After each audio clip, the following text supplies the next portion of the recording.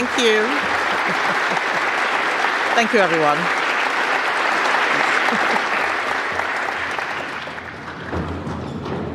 Thank you, everyone, and thank you, Mel, for that fantastic introduction. Britain is heading for a summer of chaos. We have a caretaker prime minister, barely in office, definitely not in power. All major policy and spending decisions have been put on hold. The last defence secretary resigned because the money needed to keep Britain safe has not been found. Ministers of the Home Office are fighting each other. In fact, the immigration minister has been banned from seeing government documents.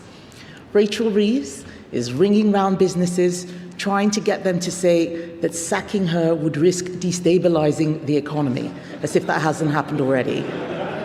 What she should have had was the good grace to resign alongside Keir Starmer.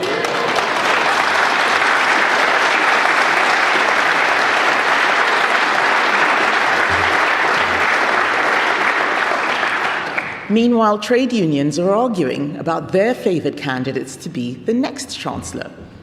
The government is descending into chaos, and no one is dealing with the serious and urgent threats that this country faces. War in Europe and the Middle East, and an underfunded defence investment plan that is putting our troops in danger, public spending spiralling out of control, and no plan or political will to cut benefits. Yet we are importing oil and gas from Norway and even Russia, while banning new oil and gas drilling in the North Sea. Difficult problems need solving, and difficult decisions must be taken. But the man who will be Prime Minister in a couple of weeks wants a 3-month summer holiday because he needs some time to work out what he thinks. He will spend the next 3 months with unions and left-wing think tanks demanding policy changes which nobody voted for. Andy Burnham is already the Prime Minister in everything but name. He needs to act like a leader, put an end to speculation, walk into number 10, name his cabinet, and come to Parliament to tell the country what he plans to do.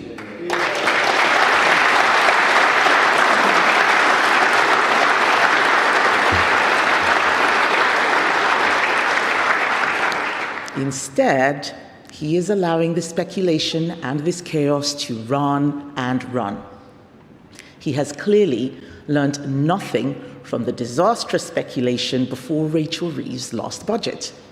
Do you remember the one where she went on breakfast TV with an emergency press conference and frightening messages about income tax?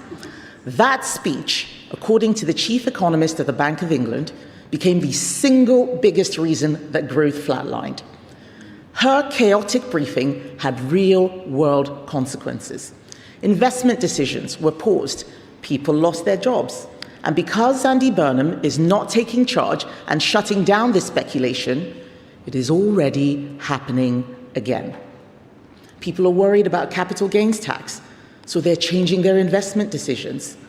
The car industry is in limbo again because they don't know when petrol cars will be phased out.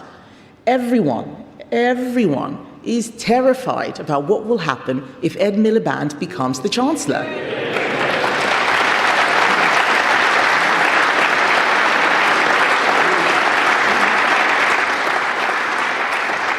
The same is true in every sector of the economy. Britain is facing a summer of chaos.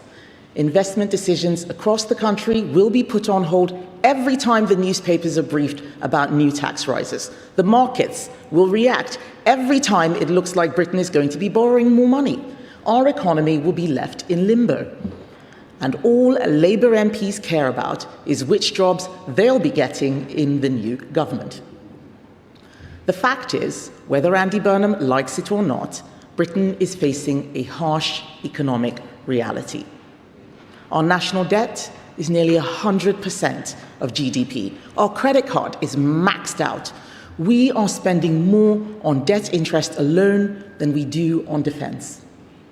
We are already paying more to borrow than Greece and Morocco. Any signal that Andy Burnham intends to borrow even more money will instantly mean higher borrowing costs. But he won't have to pay them. We will, in higher mortgage costs, in higher taxes, and someday this money will have to be paid back, and that burden will fall on our children and grandchildren. We need to cut spending. Public spending is already unsustainable, and it is becoming more unsustainable every day. But is his priority going to be getting it under control? Or is it going to be giving out more welfare handouts to keep his backbenchers happy? Because it sounds, from everything we've heard, like his priority is to send money to the north of England to try and bribe voters at the next election. The proposals Andy Burnham will announce in his speech today are not some radical new agenda. They are old hat. He says Britain has underperformed because power, money, and decision-making are trapped in Whitehall and London. Where have I heard this before? Another mayor who became Prime Minister had a devolution agenda. He had a treasury in the north. Andy Burnham wants a number 10 in the north. But Burnham's devolution agenda, unlike ours, is stripped of private enterprise and ownership. It is loaded with Labour's instincts, more public control, more regulation, more taxes, all of the very things which have caused the problems we have today. They will mean more power taken away from Parliament, but more and more government created all over the country, more politicians, more outsourcing of decisions to bodies with even less scrutiny and accountability. If you look under the hood of Andy Burnham's proposals, you will find at their core a mistaken belief. The belief that it is government that creates growth. It is not. It is business that creates growth.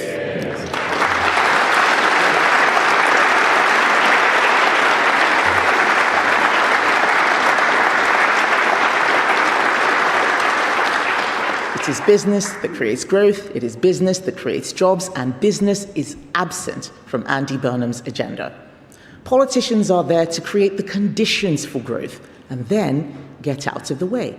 Low tax, simple regulation, stable government, cheap energy.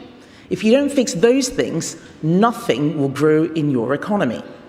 The solution is to let people build things again, give them the incentives, the prospect of reward for taking risks. If you fix the underlying conditions in our economy, I promise you that housing and infrastructure will be built faster than any scheme that Andy Burnham can come up with. If Britain is to succeed over the next 2 decades, we are going to need to lead the world in sectors like AI, quantum, defense tech. More regional mayors aren't going to do any of this. Instead of treating the causes of our economic problems, Andy Burnham is going to try and treat the symptoms.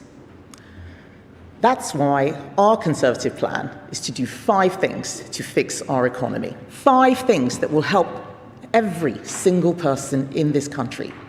If Andy Burnham wants to avoid a summer of chaos, he shouldn't start by announcing our 5 policies himself. 1, cut the cost of energy. 2, get people working, cut the welfare bill, scrap the Employment Rights Act. 3, cut taxes. 4, slash burdensome regulation. And 5, champion business, not more politicians. Champion the risk takers. Champion the job creators.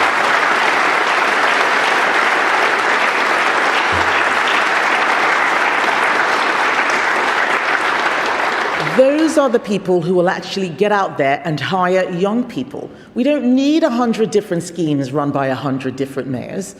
Those 5 actions will spark growth in every corner of the country and every sector of the economy. That's why they are our policy. Let me explain more. Energy is growth, and we are never going to grow our economy while paying the highest industrial energy prices in the developed world. There is a reason that Conservatives have won a by-election in Scotland for the first time in 50 years. We won that by-election because we are the only party in Britain standing up for Britain's oil and gas sector.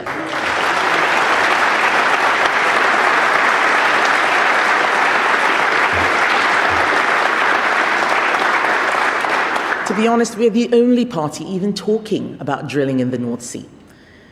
Ed Miliband's policy of sanctioning Aberdeen oil and gas while buying gas from Russia has been rejected. It is time to get Britain drilling again. And if Andy Burnham had any sense, he would sack Ed Miliband, not make him Chancellor.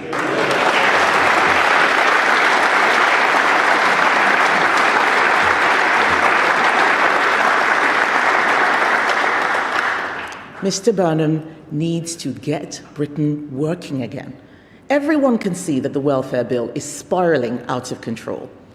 It's not just that we can't afford the cost of benefits, which we can't. We also can't afford to waste the potential of millions of people who can work sitting at home.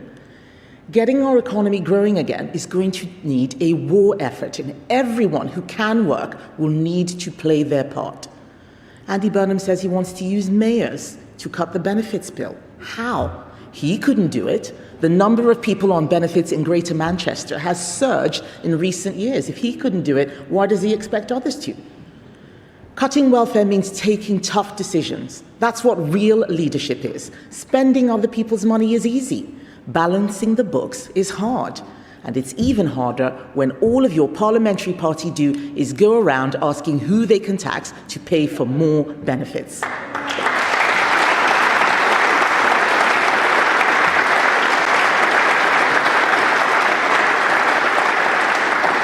So he must cut the taxes holding this country back, not put them up. Once you have done the difficult work of making savings and fully funded the Defence Investment Plan, you can start to bring down taxes and give our economy the jolt of life it needs. Our plan is to abolish business rates for most of the high street, scrap the family farms tax, scrap the family business tax, and abolish stamp duty on family homes. And there is more to come. But we are showing how we will pay for it. And we will pay for that through our savings program, cutting welfare, shrinking the size of the civil service while bringing the deficit down. Andy Burnham needs to cut the red tape that is strangling business, stopping us from building the homes and infrastructure we need. He can devolve all he likes to mayors. Mayors cannot change the law. If Britain is going to compete in the world in an age of rapid technological change, it needs to be easy to build things here, to try new things.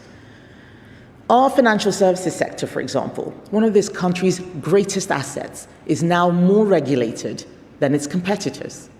That's why 2 weeks ago, I announced our plan to cut red tape for the city and unleash up to £450 billion of new lending.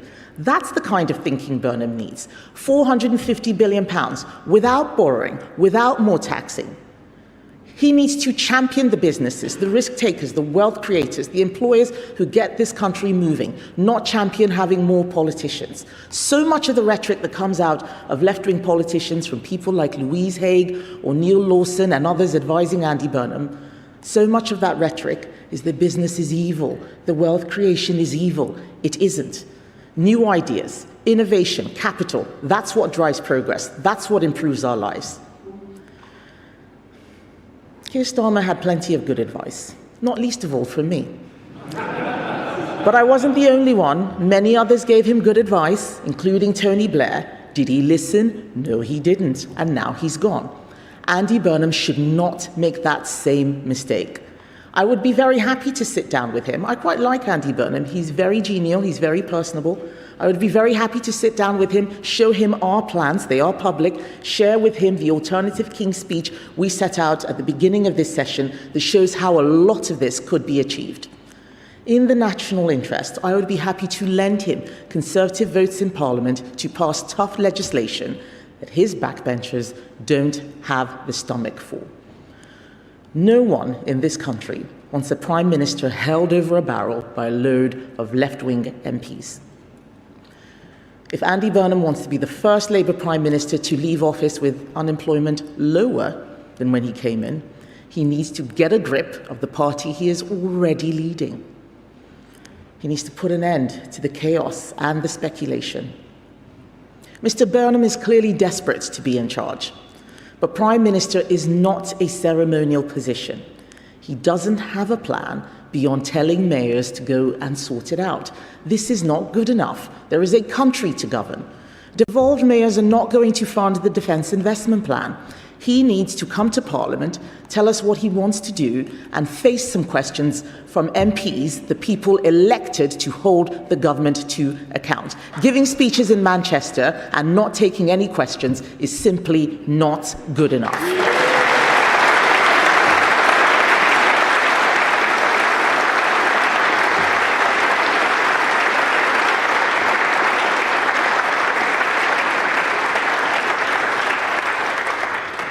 Britain cannot afford a summer of chaos, not another one.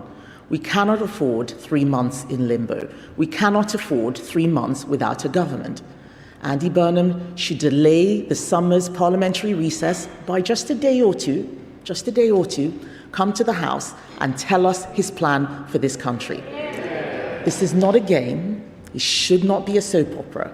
If he wants to be the leader of our country, it is time to start acting like it. Thank you, everyone.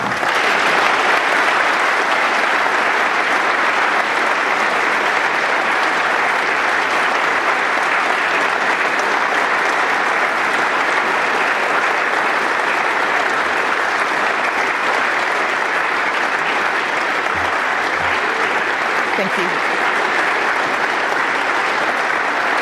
Thank you, everybody.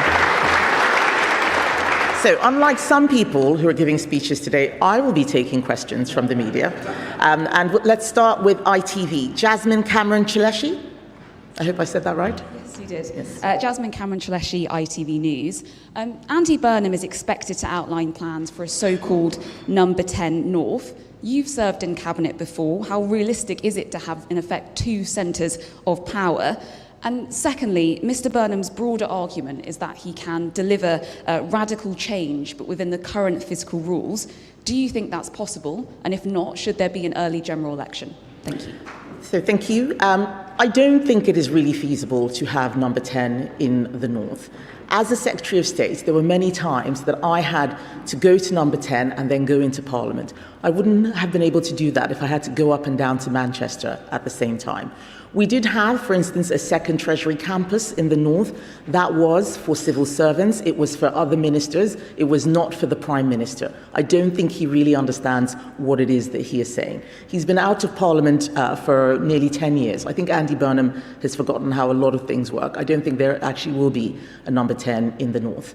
And then you asked about the fiscal rules and a general election. It is possible to have radical change even within Rachel Reeves' fiscal rules.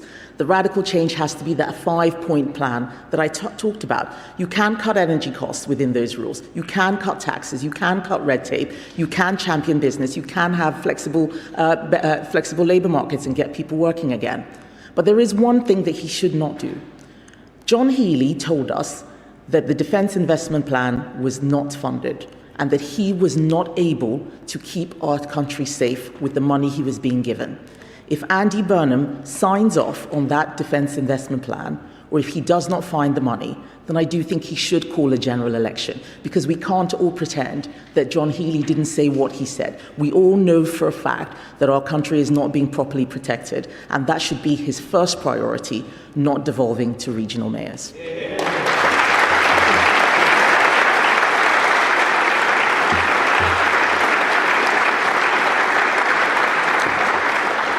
Rob Powell, Sky News. Hi, thank you, Rob Powell, Sky News. Kemi Badenoch, for months you've been calling for Keir Starmer to resign. He's now said he will, but you now seem annoyed that there's a power vacuum and no decisions are being made. Don't you think there's an irony there? And isn't this just the inevitable result of a PM changing, something you've been working pretty hard in recent months to make happen? No, it's not the inevitable result of a Prime Minister changing. It is the inevitable result of Andy Burnham wanting to be Prime Minister but not having a plan. People not having plans is why we are changing Prime Minister so often. And if Andy Burnham comes in without a plan, he is going to have another short tenure. Making announcements is not the same thing as having a plan. So I want a swift and steady transition, because I want to be able to ask the Prime Minister what he is doing for or to our country. I'm the leader of the opposition. That's my job. I'm not able to do my job. I was elected constitutionally to do this. I want to be able to do my job, which is hold the government to account. And right now, there's not really anyone to hold to account, and the Labour ministers are too busy trying to sort out jobs for themselves. That is not right. Catherine Foster, GB News.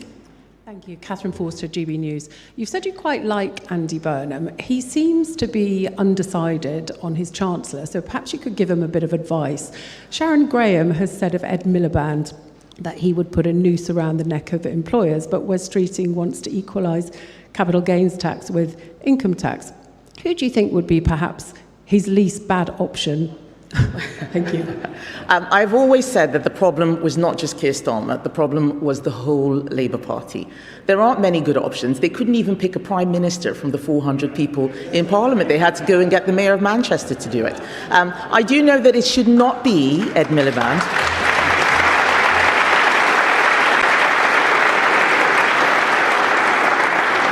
I know that it should not be Ed Miliband. He is the single person who has done the most to deindustrialise our country and make us poorer. He should not be rewarded with an even more powerful job where he can completely bankrupt the country. So it's slim pickings, I have to admit, but absolutely not Ed Miliband. That would be a disaster for the country. Genevieve Hall-Allen from The Telegraph. Hi. Louise Hay, who you've mentioned and who is a prominent figure in Andy Burnham's circle, said last week that capital gains tax should be brought closer to income tax to shift the tax system towards, and this is what she said, unproductive capital accumulation. What do you make of that? And if I may, as you said, Andy Burnham won't be taking questions from the media this morning after his speech. What do you think is behind that? Thank you. Well, it's so funny, you know, Andy Burnham doesn't like questions, Nigel Farage doesn't like questions, even Keir Starmer in Parliament, he doesn't like questions here. If you want somebody who can answer questions, please come to me. I will answer all of your questions.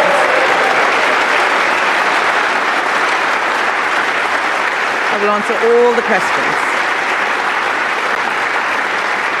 But you asked about Louise Haigh. I can't believe that we're even talking about Louise Haigh again. I can't believe it. Her private sector experience was mostly about taking mobile phones from the company and declaring them stolen. I don't think we should be listening to anything she's got to say about capital gains tax. She completely misses the point that if you equalise capital gains tax and income tax, you will completely crush investment in this country. People are taking risks. She doesn't get it.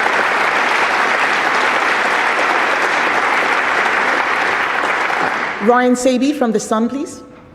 Thank you. Can you guarantee that any Tory mayoralty and Tory local authorities won't make holidays more expensive by imposing the overnight visitor levy or the holiday tax, which is backed by both Andy Burnham and this Labour government as part of fiscal devolution?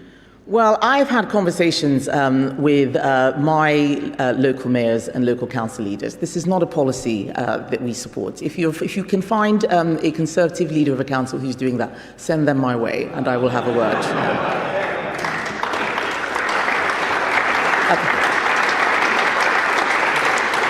Christian Calgi from The Mail, please.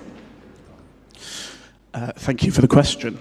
On the core issue of Andy's policy proposals of devolution, are you principally opposed to more devolution, or is actually the problem that power is too diffuse in British politics?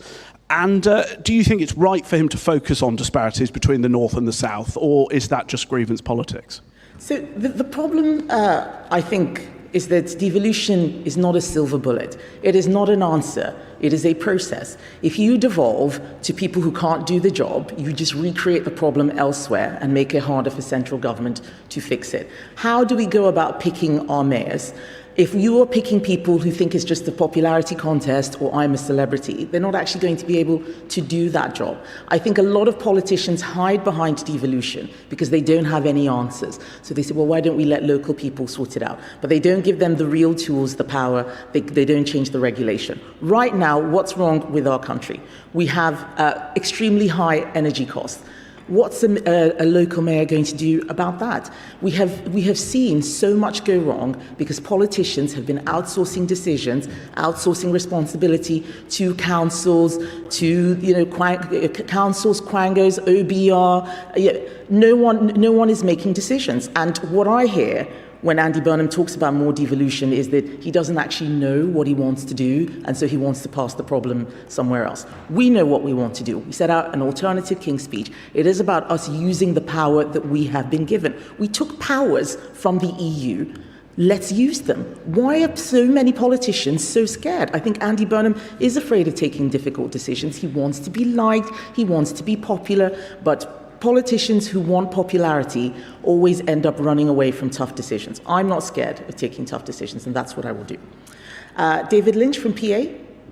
Hello, Mrs. Badenoch. Yeah, thank you very much. David Lynch from PA. Just wanted to start by asking, you've just spoken about the prospect of a general election, but only if the government can't sign off on a defence investment plan. Is the Conservative Party ready to fight a general election? And secondly, I just wanted to ask about a row that you found... Okay. I just wanted to ask about a row you found yourself involved in with Bridget Phillipson last week. During the course of that row, you said that scrapping VAT exemption on private schools was akin to the Gestapo. Why do you think that is? Could you explain your thinking behind that? Well, that's not quite what happened. But first of all, we are absolutely ready to fight a general election. Absolutely ready.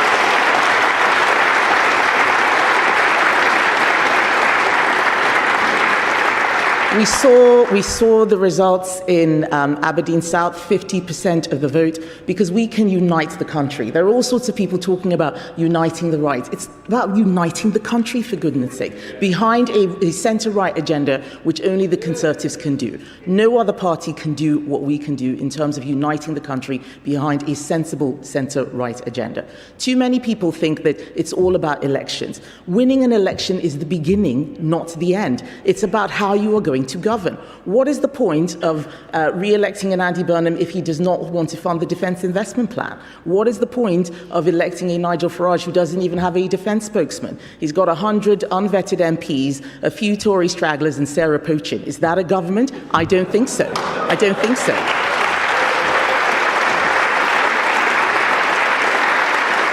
And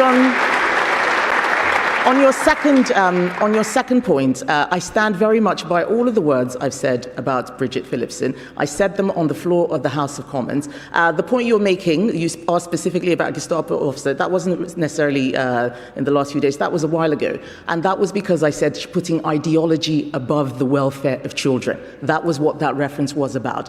This is a woman who has displaced 40,000 children. So many schools have closed. She said she was doing it to increase teacher numbers. There are now 2,000 fewer teachers than we had before, and 0% of teachers think she's doing a good job.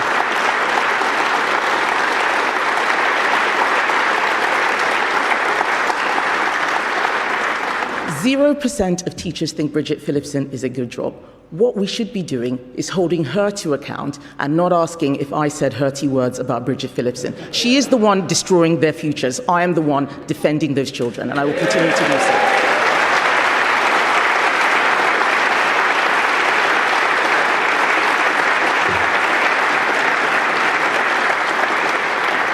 so. John Walker from The Express, please. Hello, thank you. Given that we face this gap where nobody seems to be running the country and Labour's leadership rules are entirely a matter for them, they're not part of the Constitution, would you like to see them bring forward the anointment of the new Prime Minister? Also, would you like them to speed up the process? Sorry, did you say the annulment of the... anointment. Anointment, yes. Coronation. Yes. Also, very briefly, you mentioned the fiscal rules. I know you have your golden rule, but do you support Rachel Reeves's fiscal rules? Would you stick to them? So, in terms of the process, I do think that if Andy Burnham is not ready to be Prime Minister, then he should not have rushed to take the job. The country should not have to wait for him to work out what it is that he thinks, because as we saw in the run-up to the last budget, when you have that limbo, decisions, often permanent decisions, are made. Some people will not invest in this country. Some people will leave the country. We need to have some certainty and some clarity. And when it comes to fiscal rules, every government has a right to set their own fiscal rules and send a signal to the market. It's not really about her fiscal rules. We've said what we're going to do. We have our golden economic rule. It's really about showing that you have got an agenda for the country within those fiscal rules. Labour don't have an agenda. They assumed that they'd won a landslide because people loved their manifesto. That was not the reason. They are now drifting. We cannot afford drift. That's why we already have an alternative King's Speech, an alternative plan for government ready. No other party, not Labour, not the Lib Dems, not the Greens, not Reform, not Andy Burnham, none of them have a plan for government, but we do. Noah Hoffman, Spectator. Thank you, Kemi. The Spectator recently revealed that some people in the Labour Party seem to believe that Andy Burnham is going to be Labour's first female leader. And I was wondering, as a female leader of a major party, and I know you don't take to identity politics too well, what you make of this revelation. I don't know what to say. I don't know what to say. The idea that Andy Burnham is Labour's first female Prime Minister shows that that party still doesn't know what a woman is. But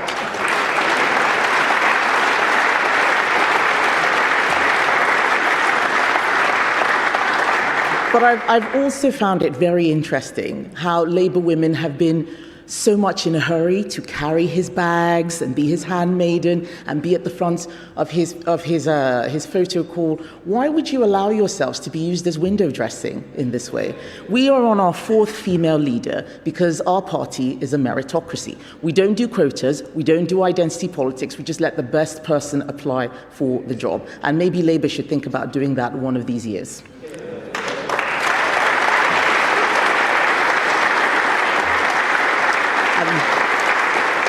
Emilio Casaliccio from Politico, please.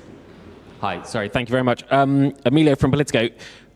Got to change the subject slightly. Can I ask what you think about the US-Iran supposed peace deal, if it holds? Obviously, it sees the US paying £225 billion to Iran on top of lifting sanctions, and there's no clear nuclear element that changes the pre-war position. What do you think about the deal, and do you think the war was worth it? So it definitely was not worth that deal. I don't know if there will be a ceasefire. I feel like we've been led up and down the ceasefire hill so many times. I think that President Trump clearly had not had a plan to exit the war, or he thought it would be as easy as it was in Venezuela. But certainly coming out with us having to pay to use the Straits of Hormuz leaves us in a worse position than when we started. Millie Cook from The Independent. Thank you, Kemi. Millie Cook from The Independent. You've hit out at chaos in Labour. Do you accept that the benchmark for chaos at the moment appears to be the last Tory government? And how do you plan to escape that legacy before the next election? Well, my job as leader of the opposition is to hold this current government to account and say what they're doing, not to hold previous Conservative governments to account. But we paid for those things. We paid for them with our biggest defeat ever in our 200-year history. And we have learned from our mistakes. And what I'm trying to do right now is actually explain to Labour that they are making the same mistakes, and they're making even worse mistakes than the ones that we did. I'm not here to say that the Conservative Party was perfect. If it was, we would still be in government. But I have apologised for mistakes the party has made. We've had policy changes, like on net zero, like on immigration, where we will leave the ECHR. But we have an agenda and we have a plan. Many of the things that went wrong were about making announcements before having the plan ready. That is what Andy Burnham is doing again. And I think it would be wrong of me to ignore that. I think it's the important thing is for people to see that being pointed out, and that's what I'm doing. Thank you.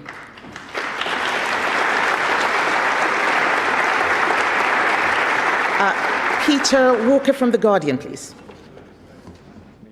Hi, Kemi. Can I just ask something about one of the things you mentioned in the speech quite a lot, your energy policy?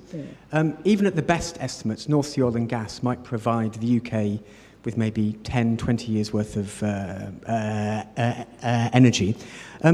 But if we had reliable energy of our own, for example, solar and wind, then that would give us energy in the longer term. Spain currently has some of Europe's lowest costs because it is invested in solar and wind for a very, very long time. But the Conservatives had effectively a de facto ban on onshore wind, which has slowed things down a lot for the UK. That was part of a government you were in. Do you think, in retrospect, that was something you shouldn't have done? So this is a very good question and allows me to restate what our energy policy is. We need energy security, and that means we need to get it from everywhere, not just oil and gas, nuclear, renewables as well. The reason why the oil and gas drilling ban is so bad is because it also has an impact on the renewables industry. The supply chain serves them both. Every time I've gone to Aberdeen and spoken to companies, they say that we work for renewables as well, but if we stop getting business from oil and gas, we will disappear and we won't be able to help the renewable industry. The problem with what Labour is doing is that it is not joined up. But worse than that, what it is doing is making us even more dependent on China. We are killing our industry while relying on wind turbines that are made in China. I think I read a story about a lot of the supplies that have been sent here having asbestos in them. This is just crazy. How can we be doing this? So this isn't about renewables versus fossil fuels or onshore versus offshore. It is about having a plan that actually works. We have spent the last few years working to cut emissions. It hasn't worked. Other countries aren't following. They're all paying lip service, and we are bankrupting ourselves and deindustrializing. What I want to do is bring back common sense. Common sense is the key to getting our energy policy and so many other policies working for the benefit of people in this country.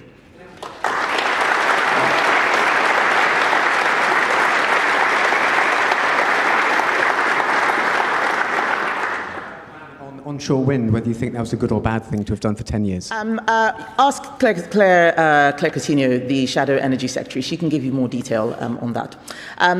Final question. I was confused for a second. It's Rachel Rees, not Rachel Reeves, from the FT. Rachel, please. Rachel Rees from the FT. You've spoken about Ed Miliband quite a few times this morning.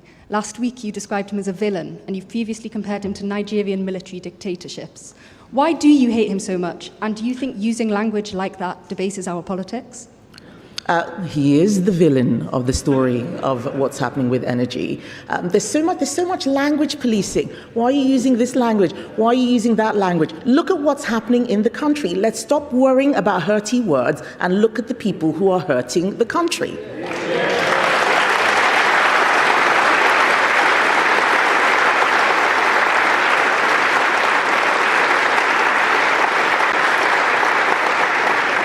But I do feel very strongly about this issue, and you've touched on it. Many people know that my childhood was spent in Nigeria. Nigeria is an oil-producing country that never had any electricity. Why? Because it had bad policies from military dictatorships, people who they didn't care what the country wanted. They imposed socialism on the country. They took over all of the oil, the oil production. They had a national state oil producer, and it failed. Ed Miliband is actually doing the same thing. He wants to do more state control. He has terrible policies that are reducing our capacity, reducing our energy security. So having lived under both, I think I'm uniquely placed to make that comparison. Yes, Ed Miliband is acting like the Nigerian military dictators who ruined a lot of that country's economic potential and made it so much poorer and in some cases bankrupted the country. We should not make the same mistake. There are lessons to learn from bad public policy that destroys energy security. We will not, as Conservatives, make the mistake that Labour has been making. That's my view.